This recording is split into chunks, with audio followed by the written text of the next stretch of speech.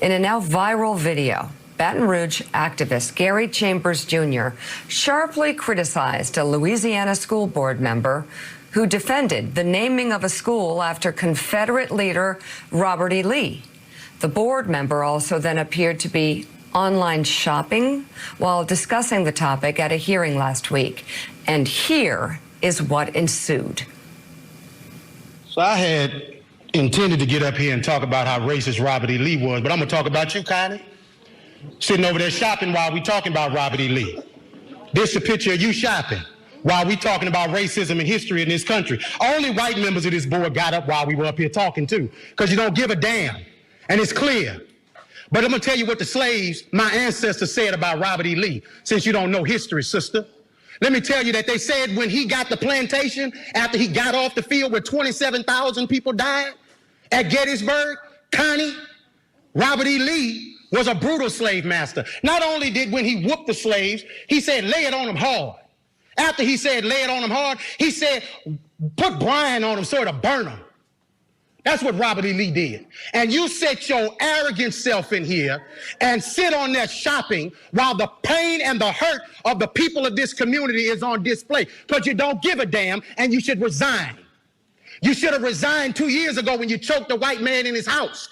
You should have resigned 2 weeks ago when you got on TV and said foolishness. And you should walk out of here and resign and never come back, because you are the example of racism in this community.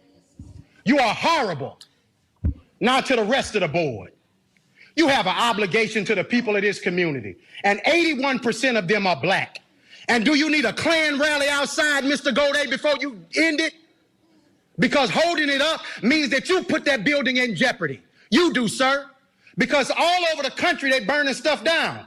And black folks in this city have stood with protesters. I ain't seen you elected officials out there with them, making sure that nothing goes south in Baton Rouge. It's been folks in this community who give a damn, not just when it's comfortable, but every time. And 4 years ago, we came down here. Mr. Drake, they say you're a good man. Be a good man.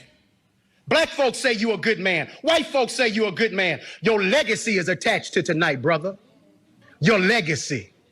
Now, let me say to the black members of the board, it's the most solidarity I done seen out of y'all in forever. Let's keep it at. Let's stand on this moving forward, because we don't need to apologize for Connie, Evelyn. She showed you who she was when she was sitting next to you while you were talking shopping. You don't need another example. Now, when do we as Baton Rouge stop being in 1856? If you want to name the building after somebody, how about PBS Pinchback, the first black governor of the state of Louisiana, when he was governor during Reconstruction? You want another name? Oscar Dunn, who was the lieutenant governor of the state of Louisiana in the 1860s, that gave the right for Darius Landis and Don Collins and Evelyn Ware Jackson and Tremel Howard to get here. You want to name it after somebody from Reconstruction? Name it after the people who fought for abolition of slavery. If you want to name it after somebody, honor the right people, the people who are on the right side of history. But it's your ancestor that the school is named after. So you're holding on to your heritage. But we built this joint for free. And we've done begging you to do what's right. Thank you, sir. The school board member who Gary called out, Connie Bernard, has since said she is, quote, deeply sorry for her actions. Joining us now is the activist and Baton Rouge resident that you just saw in that video, Gary Chambers Jr. Welcome to the show. Gary, thanks so much for being with us. I got to start by asking you, are you a preacher, or are you what our good friend Elijah Cummings was accused of being, a counterfeit preacher? Because you sure sounded like a preacher up there. That was good. So I am a minister. There you go. Okay, very good. He's the real thing. Well, tell us, Gary, if you will. Obviously, a lot of people saw your impassioned speech. Tell us what the current status is right now in Baton Rouge regarding the naming and the renaming of the school. Well, first of all, thank you all for the opportunity to share with you. We won the vote that night, and Lee High School will no longer be named Lee High School. There you go. Fantastic. I got Eddie Glaude Jr. here with us. Eddie, would like to ask a question. Eddie. Gary, it was just wonderful seeing you hold the council accountable. Talk to me about the overall sense of the community right now in this moment, as we are pressing for a broad shift in our policing, as we're pressing for a shift in who we celebrate in our history. What is your sense of the pulse of Baton Rouge? You were the voice for that moment. Give us a sense of what's going on in the community as you understand it in this inflection point that we happen to be in right now. I think that what's happening in Baton Rouge is what is happening for black folks all over America. In the words of Fannie Lou Hamer, we sick and tired of being sick and tired. And so the frustrations exist. And you see folks showing up, advocating, and leaning in on their local government because all politics is local. Mike Barnacle's with us, and he has a question. Mike.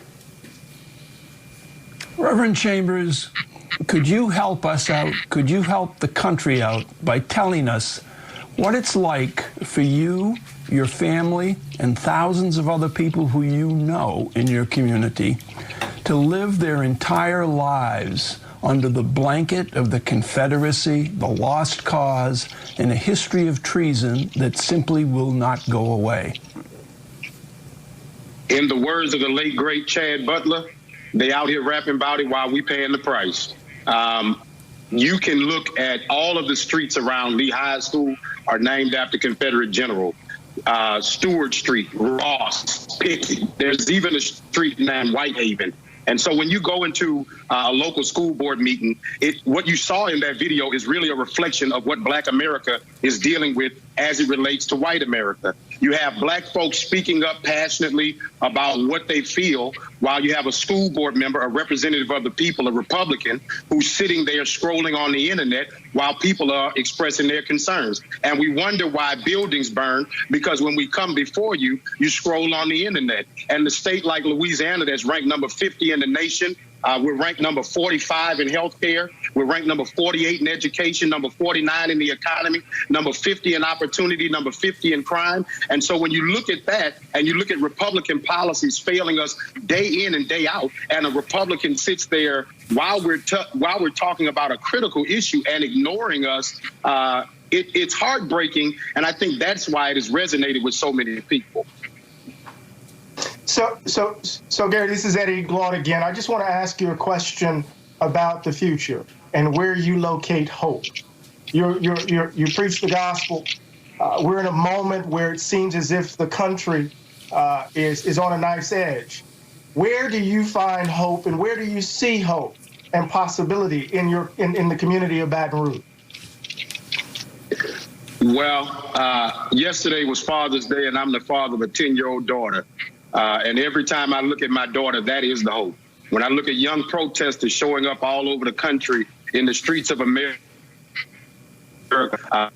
commerce and leaning in on their government, that gives me hope. Because a dream deferred is not a dream denied. And this is simply our leg of the race. Sir, to close, I'm wondering, that moment really crystallized your frustration, especially framing around the council member who was shopping, as the council was supposed to be listening to the frustration that really has gripped the community for decades.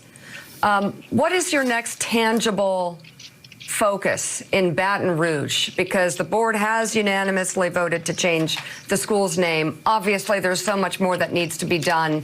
Do you have more goals now that you have a spotlight? Well, of course, and not just for Baton Rouge.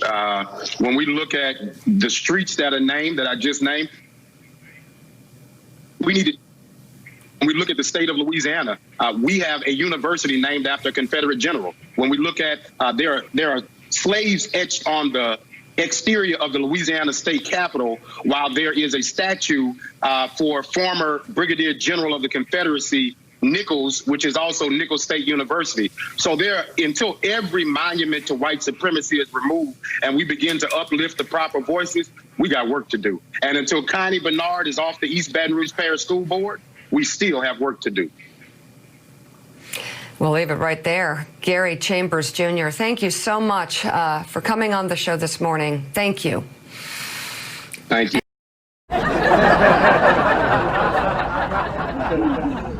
And Susan, fast forward to today concerning some of his offensive verbiage at the rally in Tulsa. We heard from the White House, from people around the president was just kidding defense. And it occurred to us, we had a previous collection of these. This is already a thing. We'll talk about it on the other side.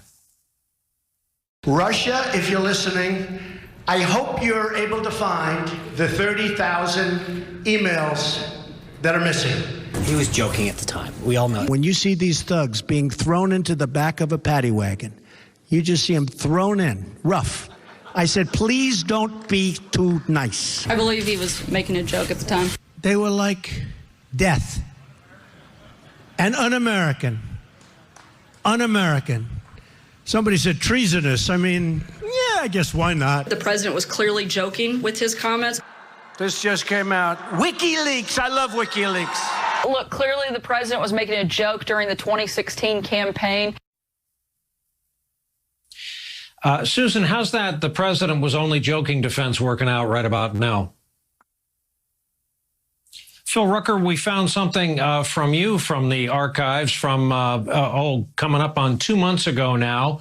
A question you asked the president. We didn't get an answer that day. We may be able to fill you in. First, your exchange with him. What crime exactly are you accusing President Obama of committing, and do you believe the Justice Department should prosecute him?